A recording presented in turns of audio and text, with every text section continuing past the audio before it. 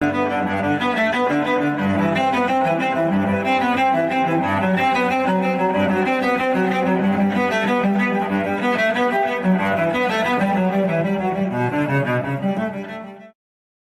everyone, investment scams rampant. Please vigilant and discerning. Do not trust information from unknown sources.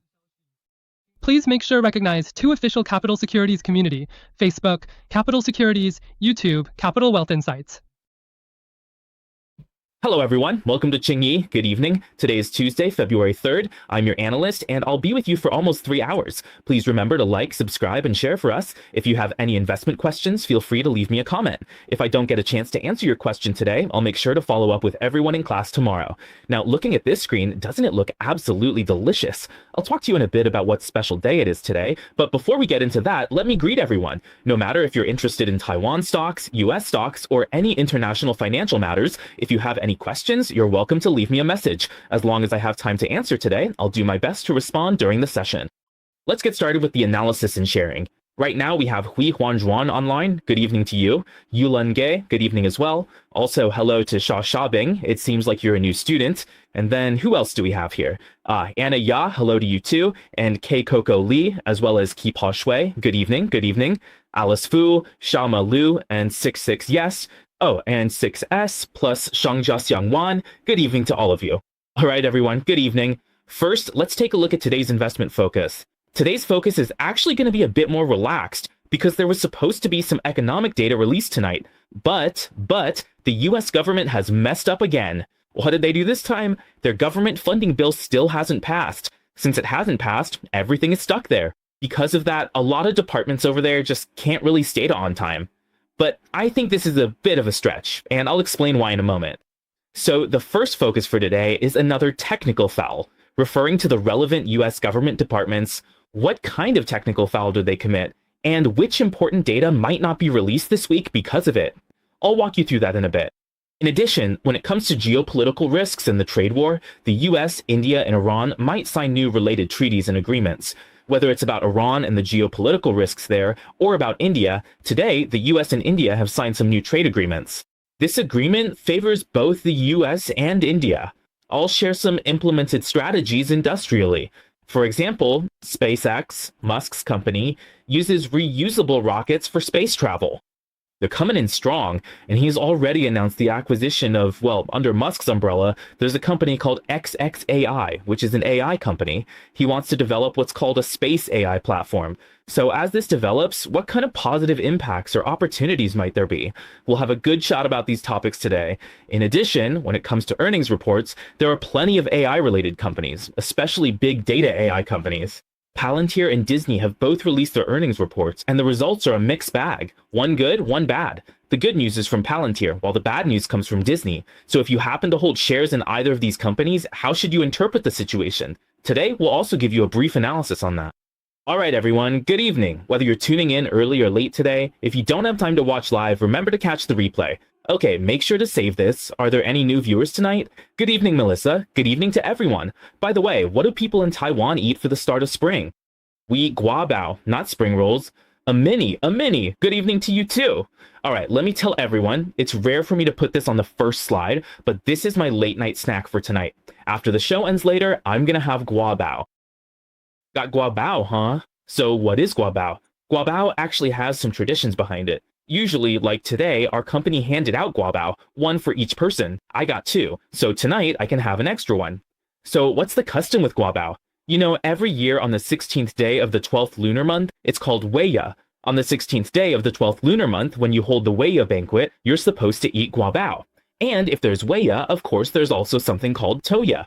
The meaning of To and Wei is beginning and end. Toya seems to be on the 2nd day of the 2nd lunar month, and Weiya is usually at the end. During Weiya, companies typically treat everyone to a meal, so everyone gets together for a banquet, hoping for some good luck. The main point is, why do we eat guabao? Let me give everyone a quick explanation. Guabao is basically a bun on the outside, and inside it might have some meat, peanut powder, pickled vegetables, and other toppings, sometimes even cilantro. Guabao, guagao, the name itself suggests it. Guabao is a bun with meat inside, right? So why does eating guabao bring good luck? Well, they say the guabao bun looks like a tiger's mouth, and what's inside? Usually it's filled with pork belly, braised pork, definitely not fake beef, and it's not chicken or lamb either. So the bun that looks like a tiger's mouth is biting down on this pork, which is why it's called that. The idea is that the tiger is biting into the pork. So the tiger bites the pig, bites the pork. So actually, pork is basically, what do you call it? They have a pun, like, is it like raising pigs? Or is it something about biting? Anyway, it's about the tiger grabbing. The tiger biting into that pork, biting into the meat, represents fu, as in good fortune. The word for tiger is also a homophone for fu, so it means the arrival of good luck. So when you eat guabao, it's like you're biting into good fortune, just like a tiger biting into pork. There's also another explanation. Isn't the shape of the guabao kind of like a half moon? And inside the guabao, you stuff it with lots and lots of filling. The shape of the guabao also looks a lot like a wallet, right? So it's like a wallet, which means you're eating up all the gold, silver, and treasures. That represents wealth coming your way, good luck arriving, and prosperity overflowing. That's why during the year-end banquet, eating guabao carries this meaning. So today, the company handed out guabao, and I got 2. Tonight, I'll probably eat another one. So during this year-end banquet, if you have guabao, it's a way to start the year off right and bring in lots of wealth. So it basically means wealth is coming your way. As for some people saying you should eat spring rolls or runbing, there are also people who eat runbing during the year-end banquet. But everyone has their own customs. There are a lot of different traditions, you know? Kipashwe said, "Teacher, eating late-night snacks like this and not gaining weight is a blessing." Actually, I do gain weight if I eat like that. This year, well, I didn't go to today's year-end banquet.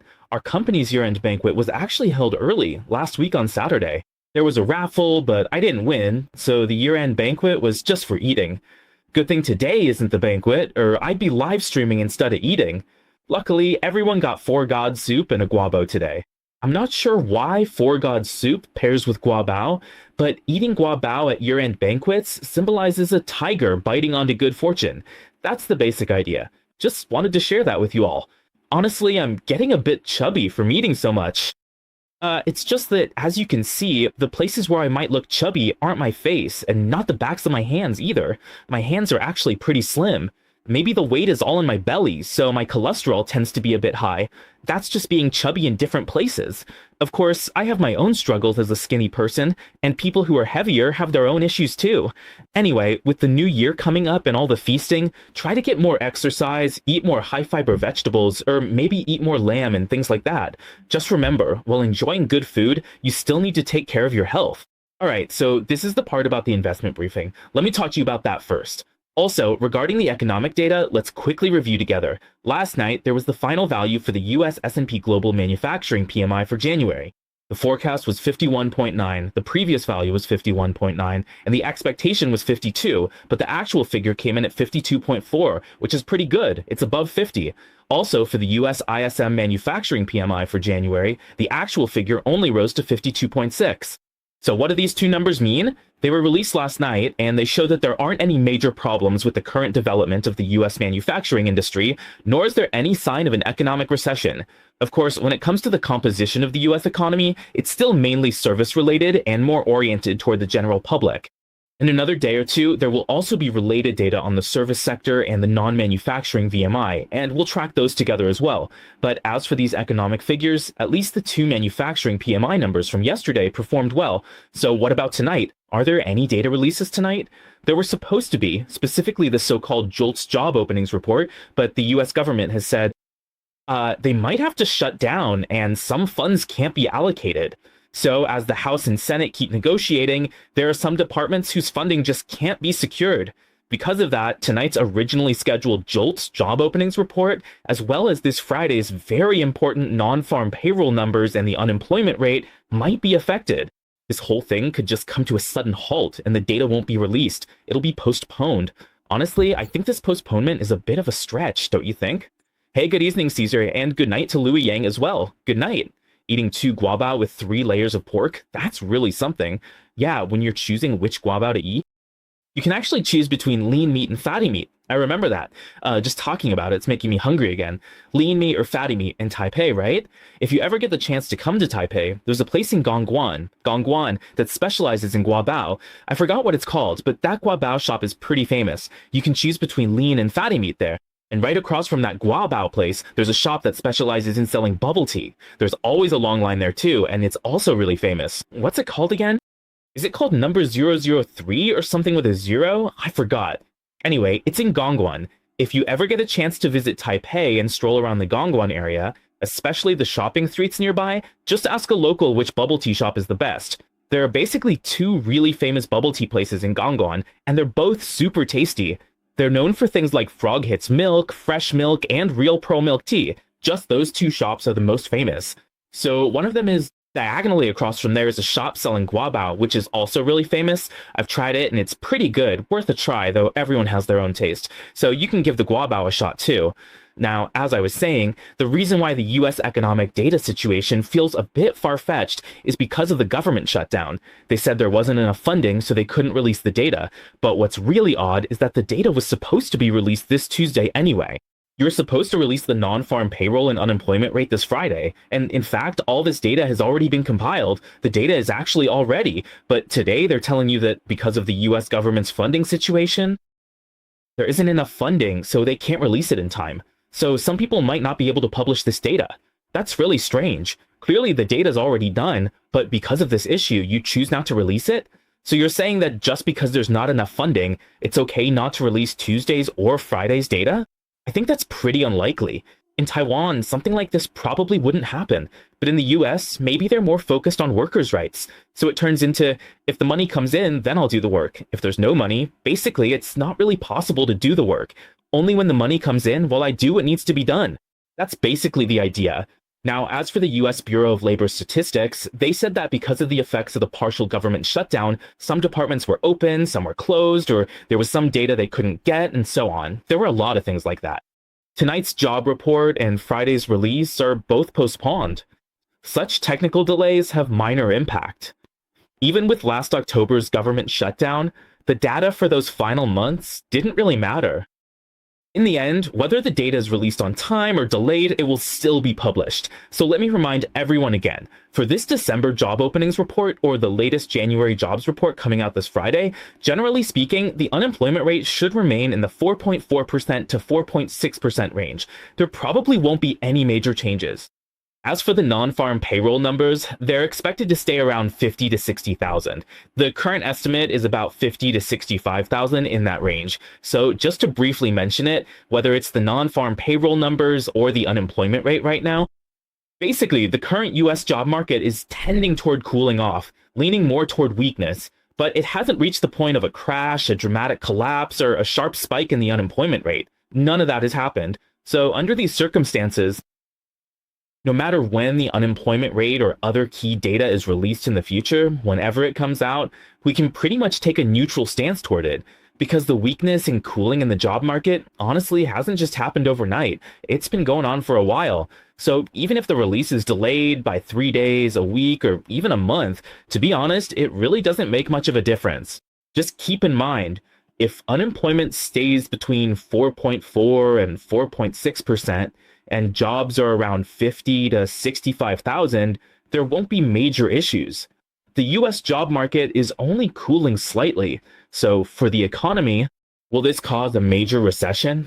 Currently, there are no signs of that. We'll track the data once it's out. Meanwhile, Trump is stirring things up with Powell just to stay busy. Didn't he mention a fraud case with Powell in that fate building project? The budget supposedly jumped from a few hundred million to 2.5 billion. I forget the exact figures, but that's the gist. They said the budget was way over the limit, and so they wanted to impeach Powell, saying maybe he was negligent, or there was some kind of fraud, or maybe he was covering something up. So then the American courts had to get involved. They filed charges and accusations against Powell. So regarding this investigation, previously Trump said, hey, we didn't benefit from this. The investigation bureau doing this kind of thing didn't benefit us. The courts doing this didn't benefit us. But now he's saying it should be pursued to the end. So anyway, whatever the case, everything is tied together. What's more interesting is one particular thing. Among the Republican senators, one of their own, a senator named Tellus, he said this: unless they stop this so-called judicial investigation against Powell, because he feels that it violates, well, it's kind of a deliberate attempt to influence the independence of the Federal Reserve. and they're trying to get him to cut interest rates, even demanding that Powell resign over this. I really think there's no real need for all this, especially since he's already set to step down in May. He's about to step down, and if you stir up this whole thing now, it just adds even more volatility to the entire market, the stock market, and the currency market. Honestly, it doesn't help the election situation at all. So this Republican congressman said that unless the investigation into Powell is stopped, he will oppose any new nominee for chairman. Why is this important?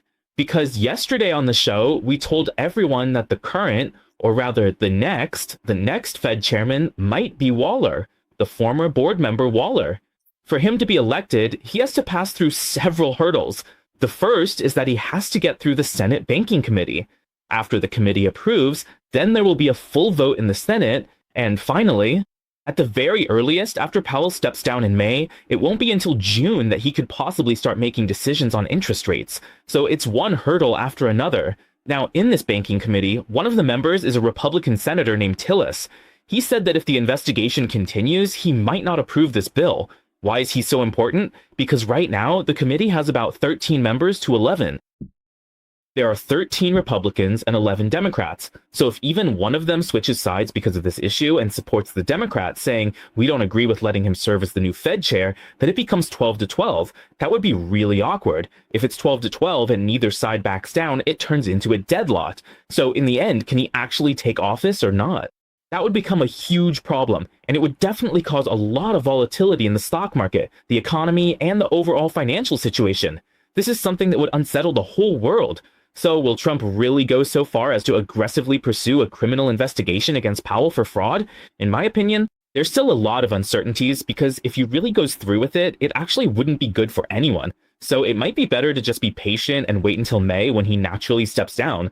That would be a safer approach. I just wanted to add this for everyone since this has become a rather unpredictable situation in the market and it could have a significant impact on the trends. All right, in the North, there are certain customs, but in the South, there aren't. And good evening to me to Z. Good evening. Is frog milk tea still around? That Mrs. What's it called? Mr. Pew, right? Is that how you say it? Frog milk tea, huh? I don't know if it's still there. If it is, it's just at the corner. Back when I used to go to Gongguan, I would usually buy either frog milk tea or the shop across from the guabao place. All right, good night, Jefflin. Good night, Jefflin. As for that guabao place, what's it called again? Something Sin or Lan family, Shu family, maybe Chen family or Dong family? I really don't know. I forgot. Honestly, I have no idea.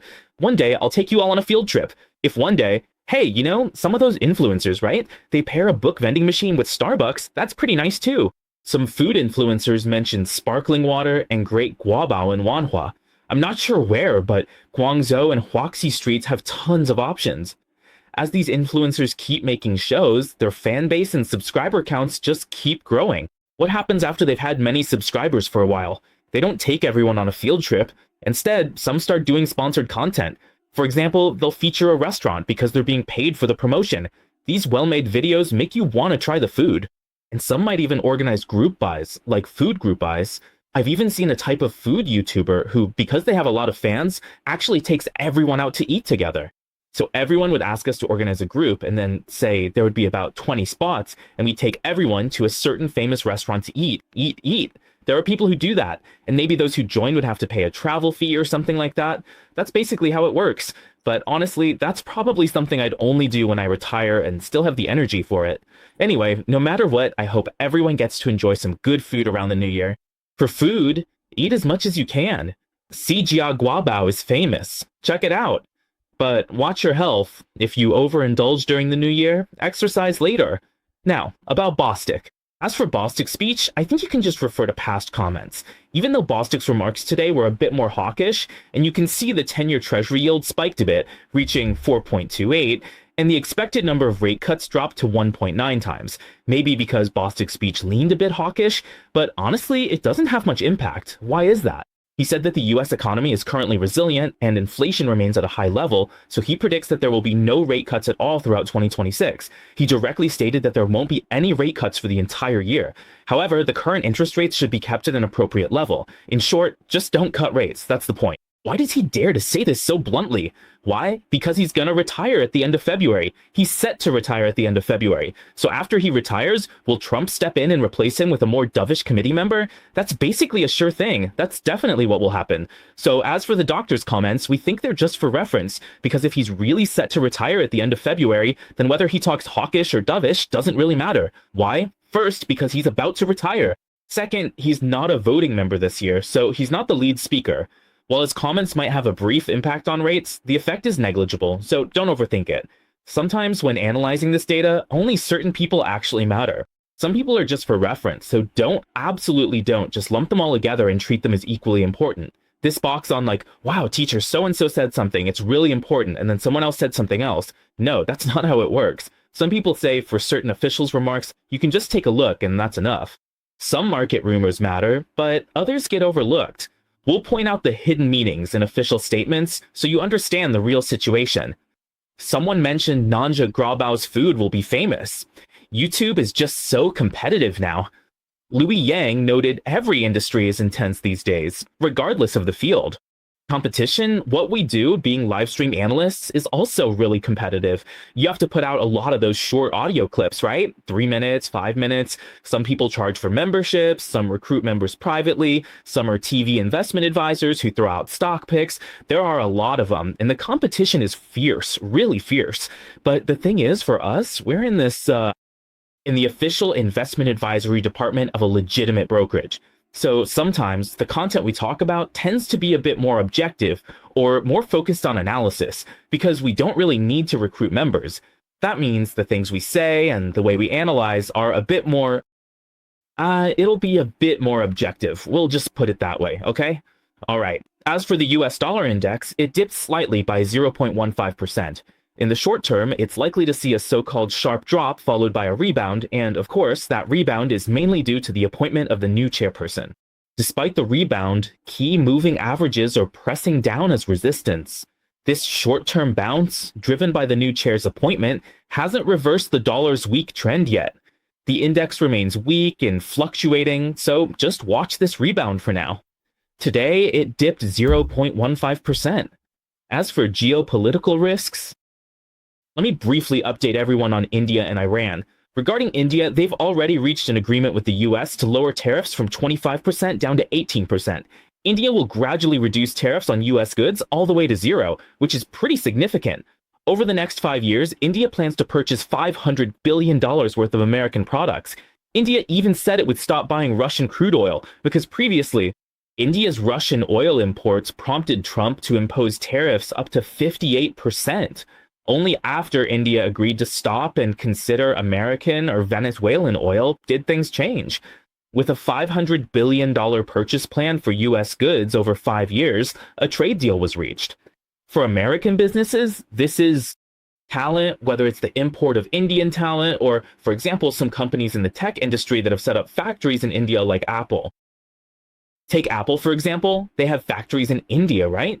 They do assembly for various iPhone models and so on. Of course, this means that trade tariffs and barriers are reduced. So, in fact, this is beneficial for both the US and India, whether it's for tech industry talent or for the design of manufacturing plants.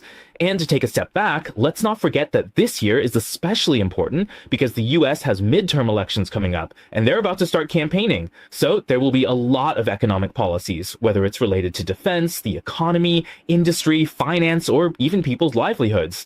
There will be a lot of so-called goodies or stimulus checks handed out to consumers as well. So if we look at this year, we can expect that when it comes to the trade war and trade agreements, the US and other countries probably won't be at each other's throats. This year likely won't be tense, but rather move positively.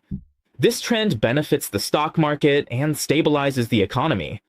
Crucially, the US-Iran relationship, whether good or bad, directly impacts crude oil prices. Let me say it again. The situation between the US and Iran, their relationship, whether good or bad, will keep affecting the ups and downs of crude oil prices. If things go south, oil prices will shoot up, and when oil prices go up, inflation will rise right along with them. That would make it harder for the US to cut interest rates. Okay, so Trump in the US really needs to reach some kind of agreement with Iran, at the very least. So right now, it looks like, well, it sounds like there might be talks. The US envoy and Iran's foreign minister might meet in Turkey on February 6th for discussions. As for the three conditions Trump proposed, just to briefly mention them, stopping uranium enrichment, limiting missiles, ending regional factions, there are a lot of things. Anyway, let's just wait and see what happens on February 6th. If the talks go well, then there's no problem, and oil prices might keep dropping. But if the talks don't go well on February 6th, you need to pay attention. Let me remind everyone, if the talks on February 6th don't go well, if things don't work out on February 6th, don't forget that right now, near Iran or in the Persian Gulf, the US has already gathered a lot of warships. There are aircraft carriers, including 3 or maybe 6 in total, making 9 ships altogether. There are also some cruisers and warships stationed there, which means that if the negotiations go well, these fleets might gradually withdraw. But if the talks break down, things could easily spiral out of control and escalate at any moment.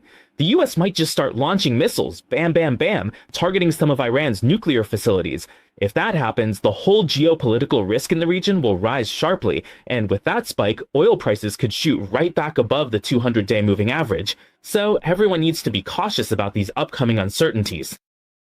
Forget other geopolitical risks. Right now, only Iran matters. This gray rhino is the sole risk demanding attention. Honestly, conflicts like Russia-Ukraine or Israel-Hamas aren't worth watching as their impact is minimal. Iran is the one to watch, so focus there. That's why the February 6th talks are absolutely critical. All right, now moving on to the economic side. Tomorrow we'll have the ADP, the mini non-farm payroll, and also the services PMI, which I'll go over with everyone. As for whether Friday's non-farm payroll and unemployment rate will be released, well, let's just wait and see. We'll keep waiting. Maybe in the next couple of days, they'll suddenly announce that the government has funding again. Maybe Friday's unemployment rate will actually be released. It's possible. It's possible. Now, regarding earnings reports, I'll just briefly add a few things today, like Disney and plenty of these AI companies. First, let's talk a bit about SpaceX. They announced, oh, right, I just remembered earlier I mentioned that guabao, right? They said the homophone for it is, the guabao looks like a tiger's mouth, right? So the tiger bites the pig, so it's called fu. The bite is hu, which means tiger, and xian is also pronounced hu, so it becomes fu, which means good fortune. The tiger represents good luck, so your good fortune is being held tight. The tiger bites the pork, so the homophone is tiger bites, which sounds like good fortune is held tight. So when you eat guabao, it means you're holding on to good luck. The xian in pork also means to hold or to keep, so it's called fu yao ju, holding on to good fortune. That's the reason for eating guabao. I just suddenly remembered. Earlier, I couldn't recall why it's about biting the pig and not, say, biting a sheep or a chicken. Why does it have to be a pig? It's because it means to hold on to keep it tight. SpaceX wants to buy Musk's xAI at a $250 billion valuation. After merging, their total value could hit $1.25 trillion, combining their strengths in aerospace, AI, and communications. What does he want to do? Musk just wants to say that with the current development of AI, the first thing is that AI chips are really powerful, right? Chips are constantly being developed and improved, whether it's NVIDIA's chips, AMD's chips, or even Google's TPU chips. Amazon also has its own training chips. There are a lot of them. Everyone is developing their own chips, whether it's general purpose chips or ASICs and so on. There are a lot of them. These chips will definitely keep getting better and more powerful, but as chips get better and more powerful, the demand for a few things will also increase significantly. One of them is memory. The demand for memory is huge. For example, take the recent frenzy over HBM3, HBM4, and even when you squeeze into some of the lower-end consumer or niche DRAMs like DDR4 and DDR5, prices have skyrocketed across the board. Companies like Micron, SK Hynix, and Samsung have all raised prices like crazy. This is because the development of AI brings a lot of applications that require memory. Whether it's Netflix or many other things, everyone is already very familiar with this. Besides the huge demand for memory, another thing that will see massive demand is electricity. The demand for electricity is enormous because running these systems consumes a tremendous amount of energy. If there isn't enough energy, you might have to rely on hydropower, gas power, natural gas power, or even nuclear power.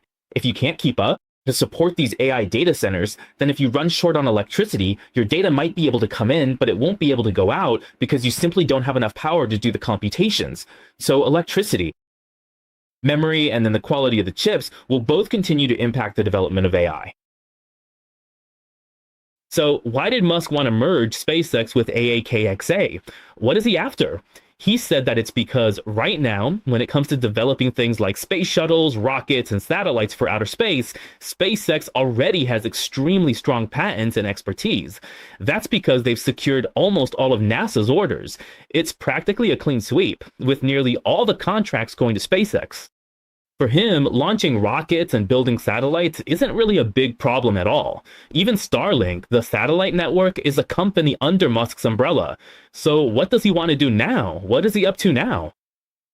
He wants to put this AI data center, he wants to put the entire data center into outer space. Why? Because, as I just mentioned, besides memory, there's also a shortage of electricity.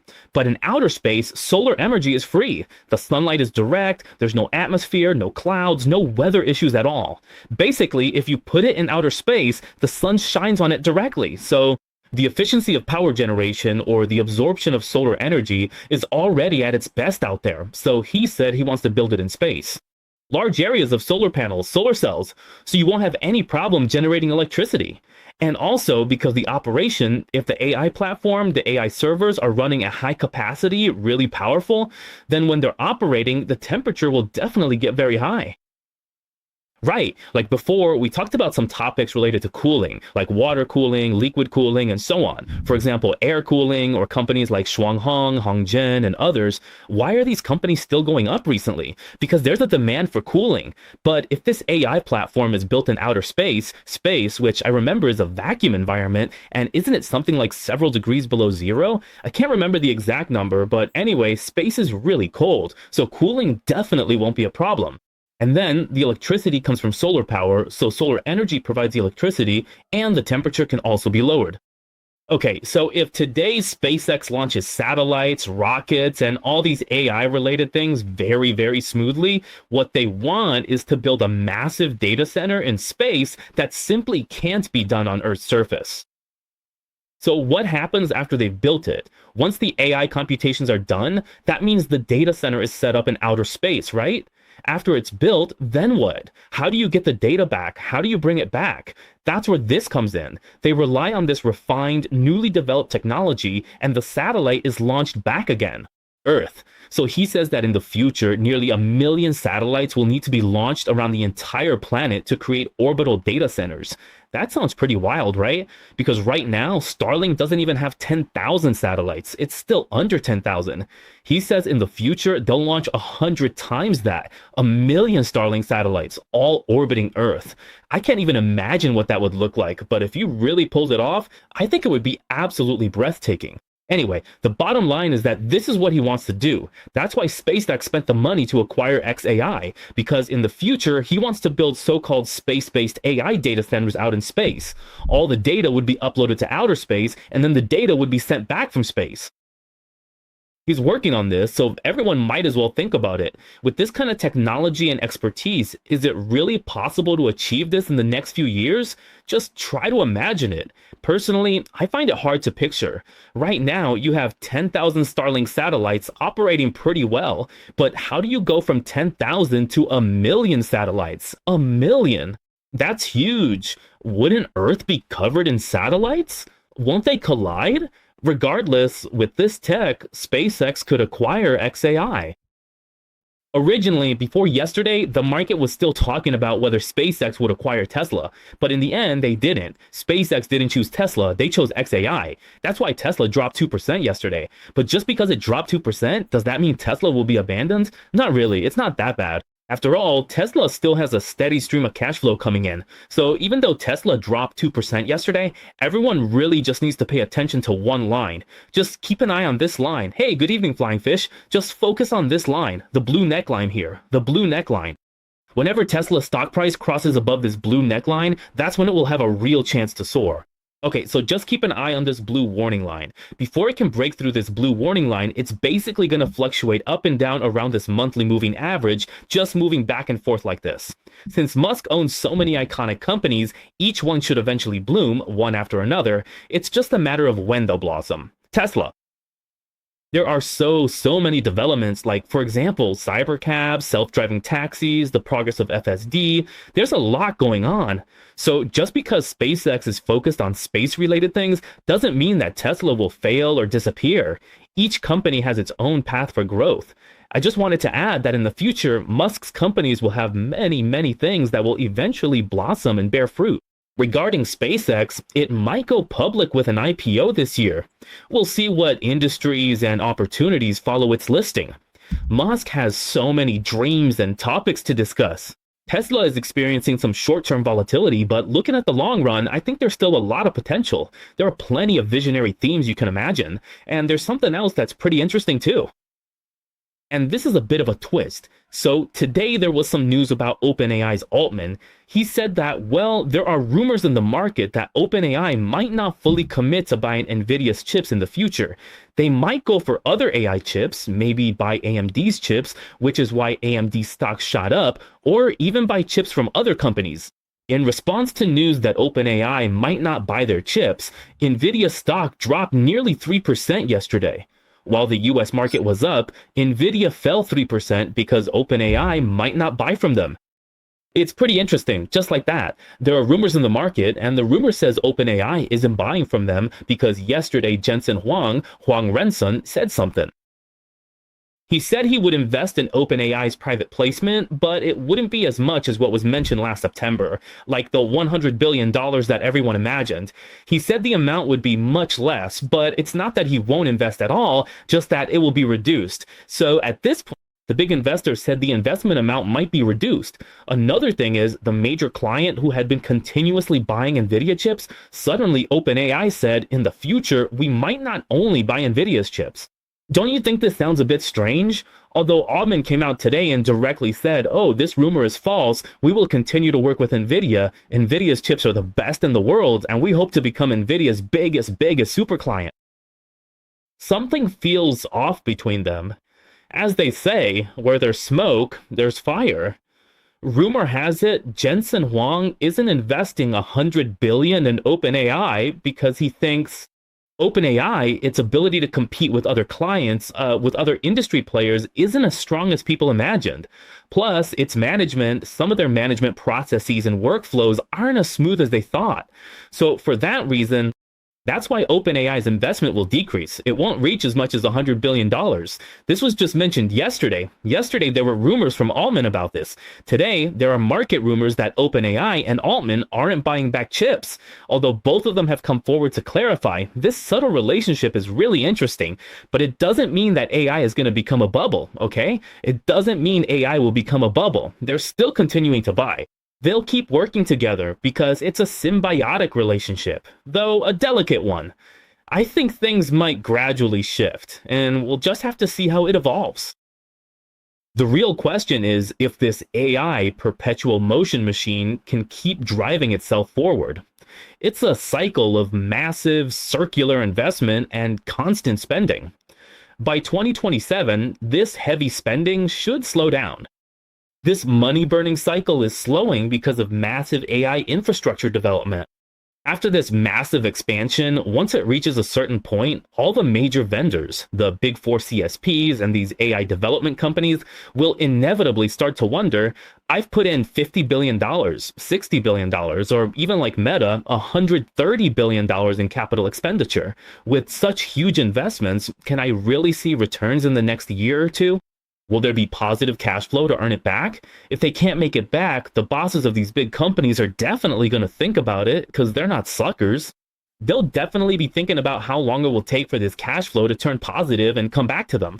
They'll calculate it and their CFOs will be running the numbers. Let's say the cash flow from this AI investment was originally expected to come back in 3 years.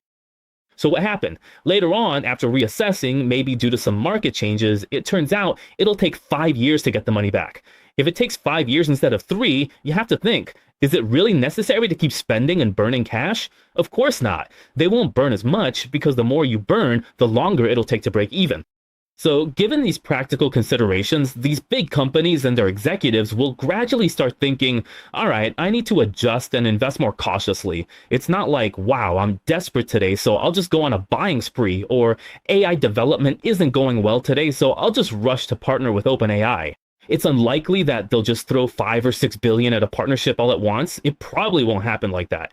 So I want everyone to pay special attention. From this year to next year, there will still be a lot of AI investments, and the amounts will still be high, but the approach will become increasingly cautious.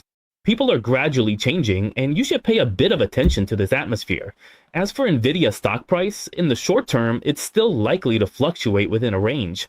I've already marked out the upper and lower bounds of this range. Just remember, when it hits the lower end of the range, you can cautiously go long when it reaches the lower end, and when it gets to the upper end of the range, as long as the range hasn't been broken through, once it approaches the upper end, remember to sell off a portion first. From last October until now, the upper end of the range has been touched nearly 4 times. The lower end of the range has been touched twice, so this range hasn't changed for now. Since it hasn't changed, just remember to buy low and sell high. Buy low and sell high. That's the overall strategy. AI is still developing very well. First, let me tell everyone again, there's no bubble at all. Second, future investments will become more cautious, but will people keep investing? Yes, people will keep investing.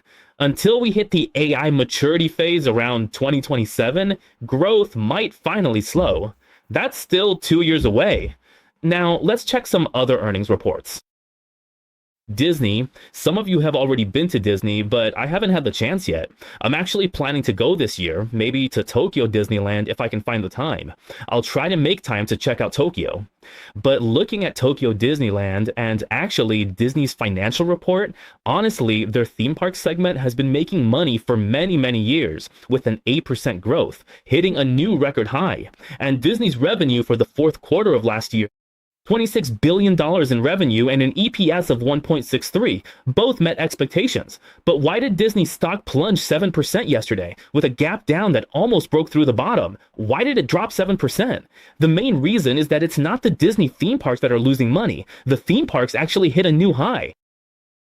Don't worry, let's take a look at Disney. You see, there's the one in California, Hong Kong Disneyland, Tokyo Disneyland. There are Disney parks in so many places, right? I saw some photos and I heard that every time Tokyo Disneyland opens, there are huge crowds lining up outside. It's just packed with people. It's already packed with crowds outside before the gates even open. I'm worried going to Tokyo Disneyland this year means just being squeezed into endless lines, plus more waiting for every single ride. Unless you pay extra to buy those fast pass tickets, then you have to spend even more money. So going there is just money everywhere you turn. That's why I really don't like going to amusement parks and waiting in line for all those rides. I feel like it's such a waste of time, you know? So usually, unless I'm with family or friends, I tend to avoid it. Honestly, I only go to those amusement parks if the kids really want to go. Otherwise, I usually wouldn't bother. For example, if you're talking about places like Liufu Village in Taiwan, or Janfusun Fancy World, or Lippal Land, I usually just go along to the amusement area for the sake of it. Mainly, we stay at hotels inside the park, so we just play there anyway. Otherwise, buying a ticket just to wait in line is too exhausting. Same goes for Ida World. Yeah, it's the same everywhere, it really is. Anyway, no matter what, Disney's theme parks are making a killing. The problem is with their streaming on TV platforms. Even though their annual growth is 7%, they said the marketing costs for Avatar, The Way of Water, were pretty high, and political ad spending went down, so their profits dropped by 35%. You've all seen Avatar, right? Yeah, Avatar, that one. Is Na'vi a person? You know, the blue people. I've seen the first 2 movies. The second was about water, right? The third's about fire, but I haven't seen it yet. Oh, and Mr. Lee from Taichung says you can buy amusement park fast passes. That's right. Disneyland and Universal Studios both offer fast passes too. I think this Mr. Lee from Taichung probably goes to all sorts of amusement parks pretty often. Sometimes, when I see the name Mr. Lee from Taichung, it reminds me of an old TV show from back in the day. That TVBS host was named, was it Li Tao? And he was the husband of Li Yangchu, right? He had a lot of call-in segments. Maybe one day our live stream could have call-ins too. When people leave comments, someone might say, hey, Mr. Li from Taichung, or Miss Fang from Fengjia. That's kind of the idea I have. So whenever I see the name Mr. Li from Taichung, it suddenly reminds me of that old TVBS call-in show hosted by Li Tao, which ran for quite a long time. It seems that for Avatar, the film and TV streaming and revenue department saw profits drop by 30%. Also, because the broadcasting fees for the NBA increased, ESPN, Disney's ESPN, saw its profits decrease by 23% as well. Oh, and the CEO who helped Disney turn losses into profits, named Iger, is also stepping down at the end of the year. So there are a lot of reasons for this. So don't just look at their high revenue. It looks good, but if you break down each department, some of them have really declined by as much as 25% to 35%. So this is a big reason why Disney's stock price plunged 7% yesterday. You'll want to keep an eye on their stock price in the future, because it had finally managed to climb above the quarterly and yearly moving averages, but then yesterday, due to some negative news, it gapped down again. This gap could be filled in the future, but in the short term, the stock looks weak. The short-term trend has been broken. What was holding up a 4 has now been disrupted. With this disruption, it will take more time for the stock to gradually consolidate. Only after a period of consolidation might it be able to climb back above the quarterly moving average. Disney's short-term outlook is weak due to its latest earnings report showing decreased profit margins. Some are even writing them off. Speaking of timing, is the national lottery on? I'm showing my age now.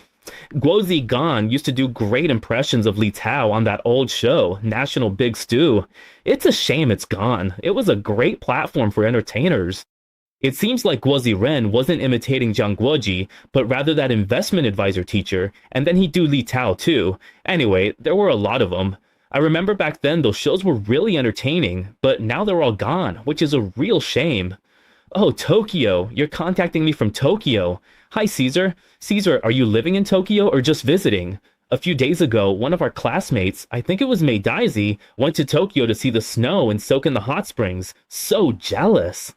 So, Caesar, I'm not sure if you live in Tokyo or if you're just traveling there. Well, either way, if I have the time, I think I'll try to plan a trip this year. Alright, now let's talk about another company, Plenty. Plenty is actually a really important company in the AI field. Just to briefly introduce Plenty, it specializes in big data analysis. I always like to use this example. Plenty works seamlessly with the US Department of Defense and other government agencies. I remember back when the US was preparing to go to war with Iraq. And also, when they were going after Saddam Hussein, well, actually, when they were trying to capture Saddam Hussein and also bin Laden, they used Plenty to provide big data analysis. Through big data computations, they could directly pinpoint possible locations and determine where an attack would be most effective. So Plenty provided a lot of data and resources to the US Department of Defense. Back when they were hunting for bin Laden and Saddam Hussein, they used Plenty software. As for Plenty's revenue in the fourth quarter, it was pretty good. In fact, their fourth quarter revenue included orders from the US government and commercial clients. Basically, all kinds of orders. Everything beat expectations. Growth was 66%, reaching 1.37 billion. Total contract value was 4.26 billion, up 138% year over year, a record high. For 2026, this year, both quarterly and annual revenue beat expectations again. The report is outstanding, with strong fundamentals. With such results, technicals could recover and return to the upward trend. Today, it looks likely to break through that line, given the positive US pre-market. It went up 11%. So today, there's a chance that this trend line could be regained. In the short term, it's basically been fluctuating like this in last August all the way until now. As long as you remember that this upward trend line, this blue upward trend line hasn't been broken, there's no need to worry too much. As long as it hasn't broken below, there's no need to worry too much. But today's positive earnings report, we can only say the earnings report is very good. The development of AI is also great, but the positive earnings report at most just allows it to get back on track, maybe even get back above the 200-day moving average, which is pretty good. In the future, it might even challenge the monthly or quarterly moving averages, but everyone should still be a bit cautious. The so-called pressure from a pullback after a big rally is still something we need to keep an eye on. That's all we can really say. The fundamentals are solid. What helps it is that there's support below, like a solid floor holding up the stock price. But as for the ceiling above, whether it can break out to new highs again and go above $200, yesterday it hit a new high online. I don't think it'll happen that quickly. It might need to go through some more ups and downs for a while. Right now, at most, from last September until now, I think it's basically been a wide upward channel, more like a consolidation within that range. So just stick to the principle. When it comes down to the blue moving average or the blue trend line, you can consider buying on the dip. That's enough. So that's an additional note on the earnings report. The earnings are fine, the fundamentals are solid, the fundamentals are good, but technically just treat it as a range-bound trade and you'll be fine. All right, Caesar is living in Tokyo, Japan. That's pretty nice. Japan must be great, and your Japanese must be really good, right? Someone mentioned something about Kitazawa Subin in Japan. Is that the place? People go there to see the snow, huh? That's pretty impressive. Pretty nice, really nice. Gold, by the way, gold has surged to almost $5,000 again. Okay, let's take a look at something else in the US, like pre-market stuff. Wow, it's already 45 minutes in as I'm talking. In pre-market trading, Teradyne is up 22% in the US. Hey staff, good night, good evening, good evening. I'm streaming a bit later than usual today. This 22% jump follows an earnings beat. Teradyne makes automation testing equipment, and since the testing sector is strong, the company performed well. That's why Teradyne is up 22% in pre-market trading. In addition, Plenty also had positive earnings news, rising 11% in pre-market trading in the US. Also, companies like DeWitt and AES were up 6% to 10% pre-market. Marathon Oil, LyondellBasell, Albemarle, Corning, and Freeport were also up between 4% and 5% pre-market. As for some important tech stocks like SanDisk and AMD, both were up about 1.5% in pre-market trading. On the downside, Eaton Corporation was down 7% pre-market, Gartner dropped 5%, and Salesforce was also down about 2%, while Carnival fell 1.5%. Overall, it looks like this. Clearly, today's gainers are important tech stocks and market leaders. As for the decliners, it's not too bad. For example, top loser Eaton Corporation has minimal market impact. Overall, US stocks remain above monthly and quarterly averages, trending higher. Short-term pullback pressure is expected after this rally, much like the Taiwan market following its own gains. This volatility might last 3 to 5 days before settling. As long as the key moving averages aren't broken, the overall bullish structure really hasn't changed. But during this slight pullback after a strong rally, everyone still needs to stay a bit cautious, mentally prepared, so to speak, because sometimes a pullback might be 5% or even 10%. For some companies, it's just a 5 or 10% drop, but for others, it could mean hitting 2 or 3 consecutive limit downs. With prices rising, stay cautious at these highs. The Dow Jones still looks bullish. After consolidating, it could hit new highs. Yesterday, it rose 1.05%. Strong performers included Caterpillar, Goldman Sachs, and Visa. Apple, a lot of companies, though not Intel this time. There are so many companies that can support the Dow Jones Index as it rises, especially financial stocks or some of the big corporations. They can all help push the Dow higher. So among the 4 major indices, the Dow Jones is considered, it's looking very strong. The Philly Semiconductor Index is still holding above this rising wedge. As long as it doesn't break below and holds its monthly and quarterly averages, the structure remains bullish. Yesterday, it rebounded 1.7%. Watch the monthly average on any pullbacks. Then, as long as the rising wedge and the quarterly moving average, as well as these 3 trend structures, are not broken, it won't turn bearish. So there's no need to worry too much. If something has gone up a lot, remember that every time it surges, you should take some profits when it hits a new high. When it pulls back and gets close to the moving average, you need to be bold and buy on the dip. By operating like this, taking profits at highs and buying at lows, your wealth will keep growing and compounding. As for the regional indices, they're still more or less consolidating. Yesterday, they dipped slightly by 0.1%. But they're still above the monthly and quarterly moving averages. However, I think the more important support is the monthly and quarterly moving averages are quite important, and for regional indices, the support will be this upward trend line. The blue line here is a very, very important support level, so keep an eye on it. This is a key reference point for the index position, so I'm sharing it for everyone's reference. Okay. All right, thank you, Caesar. Okay, that was a pretty good talk, 48 minutes in total. Alright, after class, we can go have some guabao. I still have one left, so I can microwave it for a little snack. So delicious. Don't just bite into it, savor the good fortune with every bite. Of course, I wish everyone lots of blessings and wealth. May good fortune and prosperity keep flowing your way, and may abundance and luck always be with you. If you have any investment questions, just leave them on the message board after class or post them in this live stream. I'll see them all. If I don't have time to answer your question today, I'll make sure to respond to everyone in class tomorrow. Alright, that's all the group-related content, bringing you the latest updates before the US stock market opens. Don't forget to like, subscribe, and share after class. Lastly, I wish everyone smooth trading. See you tomorrow. Our company has no improper financial interests in the individual securities recommended or analyzed. The information in this program is for reference only. Investors should make independent judgments, evaluate carefully, and bear their own investment risks. If you don't want to miss the latest market updates, be sure to turn on the notification bell and hit subscribe. In addition, we have plenty of great video content on both Facebook and YouTube. Don't miss out. In our group, we share in-depth explanations of global financial events with you every day.